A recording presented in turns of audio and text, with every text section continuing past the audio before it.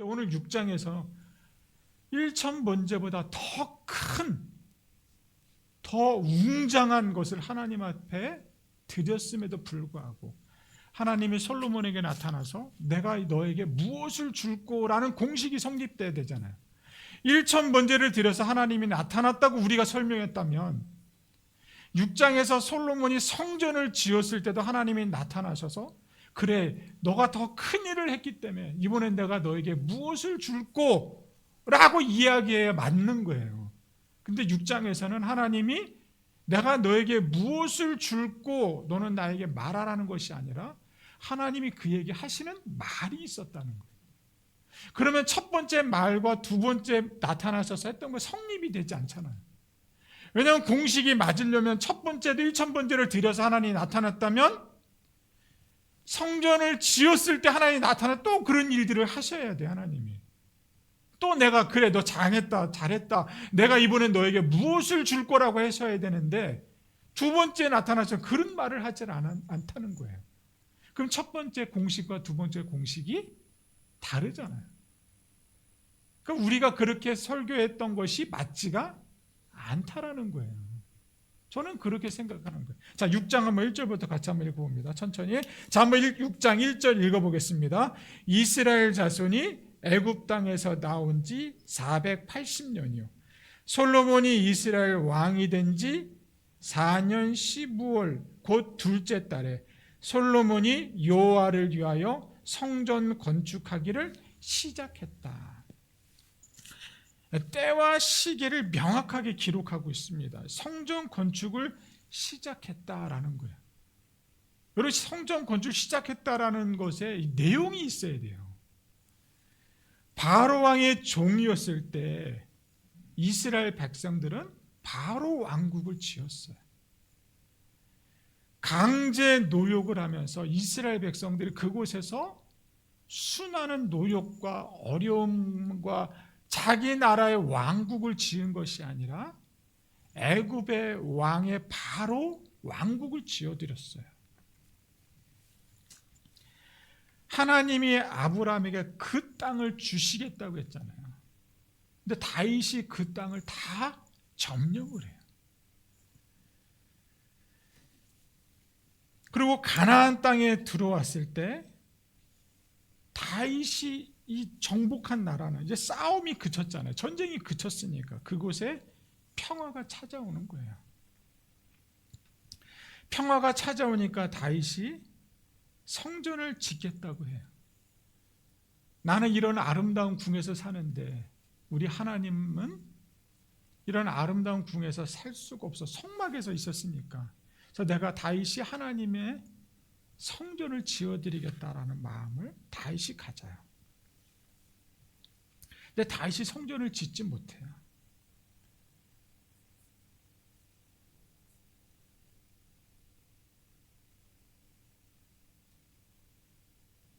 오늘 그것이 이렇게 이어지는 거예요. 성전을 짓지 못한.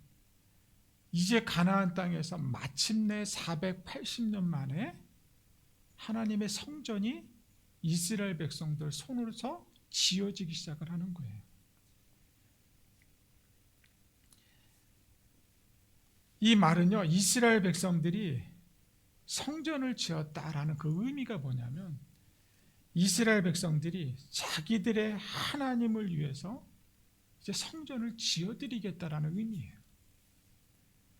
성전은 예배드리는 장소이기도 하지만 하나님이 우리의 왕이십니다라는 표현이에요. 하나님이 이 나라의 통치자이십니다. 하나님이 나를 통치하시는 분이십니다라는 의미라는 거예요. 그런 고백을 하는 것이 성전의 의미가 있어요. 그러니까 솔로몬이 성전을 짓는다는 것은 그렇게 큰 의미가 있는 거예요. 이제 이스라엘 백성들의 손으로 나의 통치자시며 나의 왕이신 그 하나님을 위해서 처소를 마련해 드리니까. 하나님 우리를 다스리시는 분이십니다라는 고백이 있잖아요. 하나님을 자기들의 왕으로 모셔드리다는 말입니다. 우리는 입술로는 드리지만 내 마음대로는 살진 않잖아요. 예수님이 우리들의 왕이 되어주세요라고 우리는 입술로만 얘기해요. 그럼 내 마음대로 하잖아요. 내 마음대로. 내 마음대로 내 왕국을 지어가면서 살아요. 이스라엘 백성들은 그런 표현이 아니에요. 이제 정말 하나님의 성전을 지어드린다라는 의미는 하나님이 나의 왕이십니다라는 고백이에요. 여러분도 하나님이 여러분의 왕이십니까? 하나님이 여러분을 통치하시는 통치자십니까?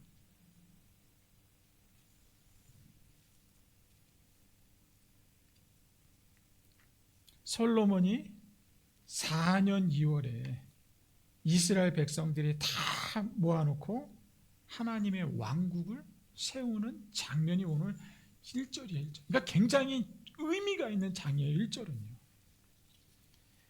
하나님이 나타나게 하려면 자꾸 착한 일을 이렇게 해드려야 돼. 그렇죠?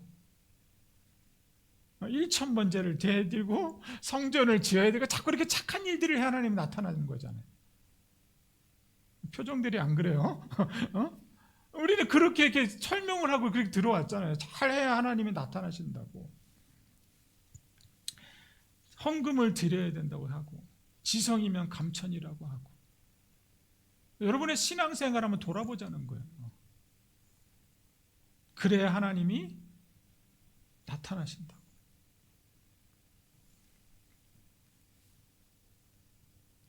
그래야 그 구도가 맞는 거예요. 3장하고 6장 구도가. 근데 전혀 그렇지 않은 거예요. 자, 쭉 읽어보면 해야 되면 11절을 한번 다시 해볼게요. 쭉 읽어야 되는데 11절부터 13절까지 다시 한번 또 읽어봅니다. 여호와의 말씀이 솔로몬에게 임하여 있습니다. 하나님의 또 나타나신 거예요. 솔로몬에게 성전을 다 건축하자 하나님께 나타나신 거예요. 그리고 나타나셔. 이제 내가 너에게 무엇을 해줄 거가 아니라 무서운 이야기를 하세요. 하나님이. 자, 12절 읽어봅니다. 너가 지금 이 성전을 건축하니 너가 만일 내 법도를 따르며 내 율례를 행하며 내 모든 계명을 지켜 그대로 행하면, 그죠? 따르며 행하며 지켜 행하면이라고 그래요. 행하면 내가 내 아버지 다윗에게 한 말을 내게 확실히 이룰 것이다 라고 말씀을 해요. 13절 내가 또한 이스라엘 자손 가운데 거하며 내 백성 이스라엘을 버리지 아니하시리라. 1,000번째 제사드리는 하나님이 나타났다고 했어요. 이제 두 번째 하나님의 왕국을 짓고 있어서 또 하나님 물어보셨다잖아요. 내가 이번에 너에게 무엇을 해줄 거란 말이 아니라 다른 말을 말씀하셨다는 거예요. 성전을 7년 동안 지었어요. 하나님이 감동하셔서 7년 동안 성전을 지어드려서 하나님이 감동해서 나타났습니까? 내가 뭘 해줄까 너에게 이런 말이 전혀 없어요. 12절에 내 법도를 따르며 내 율례를 행하며 내 모든 계명을 지켜 그대로 행하면 내가 내 아버지 다윗에게 한 말을 내게 확실히 이룰 것이라고 이야기해요. 그런데 여러분 반대로 생각하면 그렇지 않겠다고 하면 어떻게 되는 거예요? 법을 안 따르면 내가 율례를 안 지키고 하나님의 율법을 지키지 않고 계명을 지키지 않는다면요. 다윗과 했던 약속을 안 지키겠다라는 거예요. 그러니까 언약, 이제 다음 주에 얘기할 건데 이 언약이 깨져버리는 거예요. 그러니까 무서운 얘기를 하는 거 있잖아요. 내가 너에게 무엇을 줄 거란 게 아니라 너가 내 명령에 복종하지 않으면, 내 명령에 순종하지 않으면, 행하지 아니하면 나도 안 지키겠다라는 거예요. 무서운 이야기겠죠. 하나님이 나타날 조건을 솔로몬이 만들어준 거예요. 하나님의 감동만 하면, 내가 헌신을 하면 하나님이 감동해서 나타나겠지. 착한 일을 하면 하나님이 나타나시겠지. 지성이면 감천이라고 했는데 조건을 갖춰드리면 언제든지 나타난다. 뭐처럼요? 기계처럼. 자판기에 돈 넣으면 뚝뚝 떨어지는 것처럼. 그런 게 아니라는 거예요.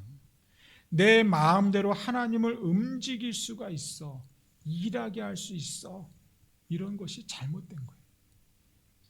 언제든지 내가 하나님의 마음을 감동시키며 하나님은 내 뜻대로 행할 수 있어. 내가 하나님을 마음대로 조정할 수 있어. 라는 것이 잘못됐다라는 거예요.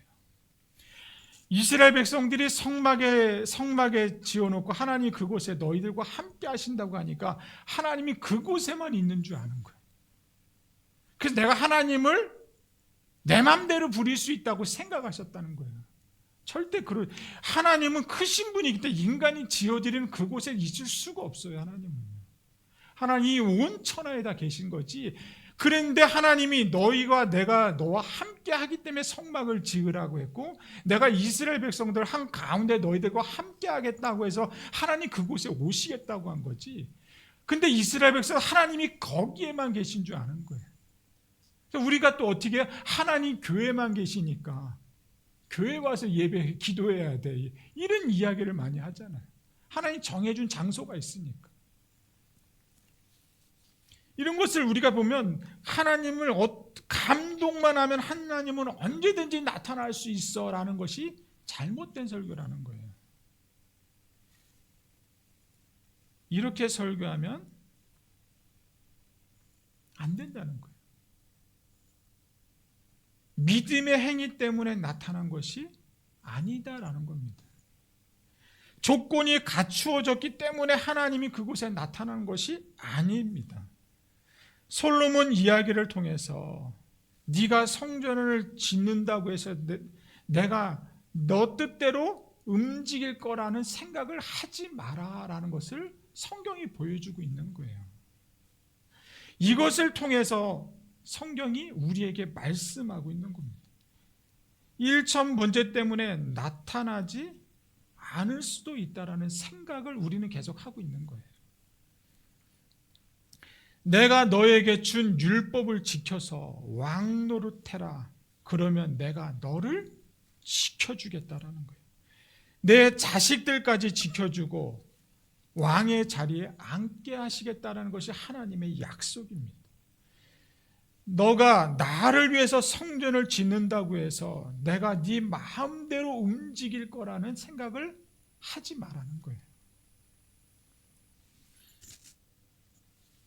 율법을 지켜서 왕 노릇하면 다윗에게 약속한 축복을 하나님이 너에게도 주시겠다는 거예요. 그러나 하나님께서 다윗과 약속한 것이 무엇이냐라는 거예요. 다윗의 언약이에요. 다윗의 언약. 사무엘하 7장에 그것이 나와 있는데,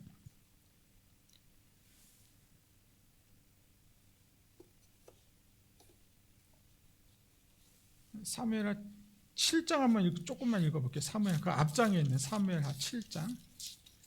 다윗이 하나님과 이제 언약한 부분들이 이제 설명하거든요. 그러니까 하나님은 다윗의 언약을 통해서 그것을 이루려고 해요. 네가 믿음의 행위를 드렸기 때문에 내가 나타난 것이 아니라 이 언약을 맺었기 때문에 하나님이 그 일을 행하시는 것을 설명을 하고 있어요. 7장 1절부터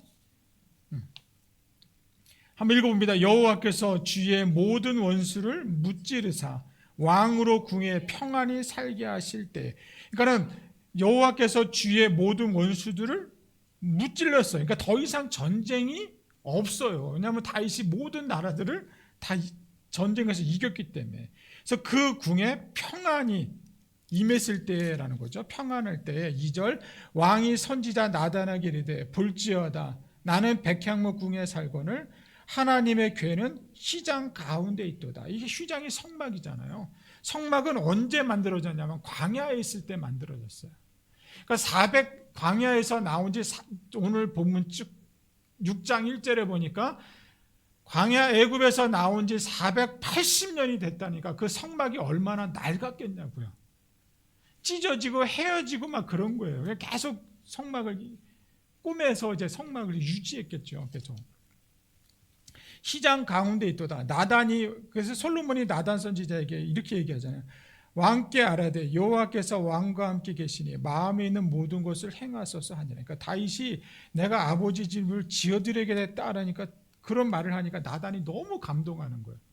흔쾌 좋아하는 거죠.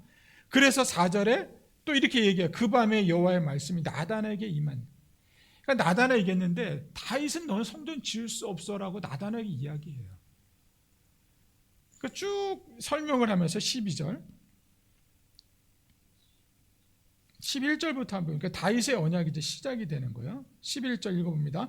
전에 내가 사사에게 명령하여 내 백성 이스라엘을 다스리던 때와 같이 아니하겠고 너를 모든 원수에게서 벗어나 편히 쉬게 하리라. 여호와가 또 내게 이르노니 여호와가 너를 위하여 집을 짓겠고. 그러니까 다윗은 하나님을 위해서 집을 짓는다고 하잖아요. 근데 하나님이 그래. 아니, 너가 나를 위해서 집을 져주는 것이 아니라 내가 너를 위해서 집을 져줄게. 그러니까 집 짓는 문제로 서로 싸우는 얘기예요. 12절 내 수완이 차서 내 조상들과 함께 누울 때 내가 내 몸에서 날 내시, 그러니까 솔로몬을 이야기하는 거죠. 솔로몬을 통해서 내 뒤에 세워질 나라를 세우겠다는 거예요. 그를 통해서 견고하게 하겠다는 거죠. 13절 그는 내 이름을 위하여 집을 건축할 것이요. 그러니까 솔로몬이 성전을 이제 건축하기 시작하는 거예요. 내 집을 건축할 것이요. 나는 그의 나라 왕위를 영원히 견고하게 하니까 다윗의 언약이 여기서 체결이 되는 거예요. 그러니까 너가 내 율례와 법도와 명령을 다 지키면 내가 너 자사 손손대로 왕위를 계승해 줄게는 약속을 합니다. 그 약속을 지키면 하나님이 너에게 해주겠다라는 거예요. 그러니까 뒤로 보면 계속 경고하다 세 번씩이나 계속 반복. 그러니까 네가 그 약속을 지키면 내가 너를 그렇게 해주겠다라는 거예요. 그러니까 다윗의 언약의 특징은 조건이 없어요. 조건이. 하나님이 그냥 해주시겠다라는 거예요. 조건 언약이 아니에요. 너가 성전을 건축했어도 내 율례와 법도를 지키지 않으면 나는 떠나가겠다라는 말씀이에요. 언약에 대해서는 좀 다음 주에 좀 설명 못 드린 부분과 좀 다음 주에 설명하겠습니다. 여러분, 내가 무엇인가를 해 드린다고 해서 하나님이 감동받는 게 아니에요. 내가 무엇인가를 신앙의 노력을 한다고 신앙에 대한 대가를 지불한다고 해서 하나님이 내 뜻대로 움직여지지 않는 거예요. 하나님은 하나님의 뜻을 행하시는 분이세요. 오늘 그 일을 하나님을 하시기 위해서 저와 여러분들을 불러주셨다는 거예요. 여러분들이 하나님이 어떤 분이신지를 알았다면 그 하나님이 여러분을 통해서 하실 일들을 행하시는 분이세요. 내가 무엇을 하나님께 조건을 맞춰드렸기 때문에 하나님이 나에게 그런 일들을 하는 것이 아니라 하나님은 하나님이 택한 사람들을 통해서 그 일을 행하시는 분이신 줄로 믿습니다. 그 일을 행하시려고 하나님이 오늘 여러분들을 불러주셨다는 거예요. 그 일이 무엇인지를 여러분들이 각자 찾으시는 귀한 시간들이 되겠으면 좋겠습니다. 에스겔이 본 성전에 하나님의 말씀이 충만하니까 성전 문지방에서 나온 작은 생수가 죽은 바다를 살려냈잖아요. 오늘 여호와의 말씀이 여러분에게 임해졌어요. 죽어가는 가정을 살리고 이 나라, 이 민족을 살릴 수 있는 하나님의 사람들이 되시기를 축복합니다. 말씀과 기도로 오늘도 그 길을 걸어갈 수 있는 승리자가 되시기를 축복합니다.